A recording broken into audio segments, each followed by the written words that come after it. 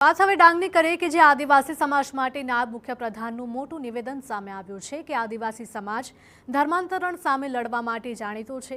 આદિવાસી માત્ર અંગ્રેજો સામે નહીં પરંતુ સંસ્કૃતિને બચાવવા લડ્યા। દેશના હિતમાં આદિવાસી સમાજનો સિંહ ફાળો રહ્યો છે।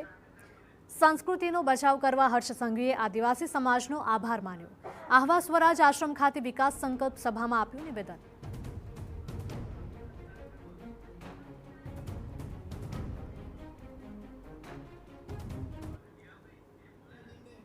डांग जिल्लो એ માત્ર અંગ્રેજો સામે જ નહીં પણ આપણી સંસ્કૃતિને ભ્રષ્ટ કરતા ધર્માંતરણ હોય કે કુરિવાજો હોય આ બધાની સામે લડતો આવ્યો છે અને આજે બી મજબૂતાઈથી લડી રહ્યા છો તે માટે બી હું આપનો આભાર માનવા આવ્યો છું।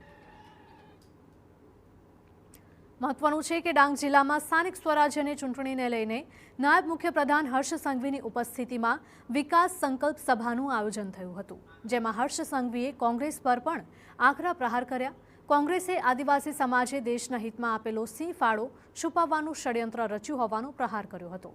સાથે જ મા શબરીની સોગંદ ખાઈને ડાંગના દુશ્મનોને એક પણ વોટ નહીં આપવા માટે અપીલ કરી। आदिवासी समाजनो आ देशना हितमां आजादीमां અને આ દેશના મહત્વના કામમાં જે ફાળો રહ્યો છે તો ભૂલાવી લેવા માટેનો એક ખૂબ મોટું ષડયંત્ર એ કોંગ્રેસ દ્વારા રચવામાં આવ્યું હતું। ડાંગના નાગરિકોને નુકસાન પહોંચાડનાર એક બી પંજો આપણા ગામો સુધી નહીં પડી શકે તેવી માં સબરીની સોગંદ ખાવાની છે આપણે સૌ લોકોએ।